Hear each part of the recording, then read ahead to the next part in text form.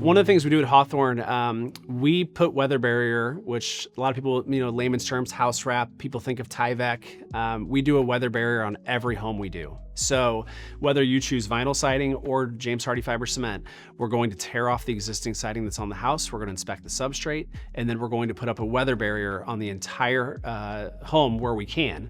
The other thing we do is we overlap all the seams by 6 inches of where the house wrap lays, and then we tape those seams as well as rubber butyl flashing tape around all the window and door cavities. The concept of this is to make the house very air and water tight from the outside coming in. What's cool about house wrap technology is it allows the moisture to permeate inside out, because the average home permeates or lets out about 5 gallons of water per day, especially during the summertime. And so you want that house to be able to breathe, right? Like, it needs to let that water out so that you don't get like mold buildup inside the drywall or inside in between the stud cavities. I think a weather barrier is a must on every home.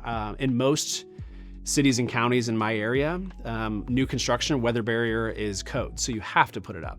That's not the case with replacement, but it's become our Hawthorn code. So we want to treat your house just like it was ours, and weather barrier is going to be put up and put up properly so that you get maximum performance on every home we do.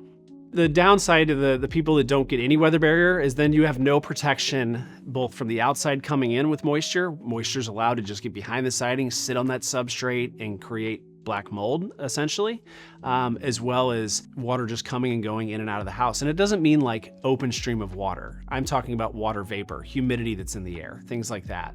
And so it's really important to have that weather barrier in the house. And then even a step further is to install it properly. It's not as simple as just stapling it to the wall and calling it a day. Yes, the siding is going to pinch the weather barrier tight to the wall. We want to make sure, though, that all those seams are taped, as well as giving additional protection around your windows and doors, so that you get really good air penetration protection as well as water penetration protection.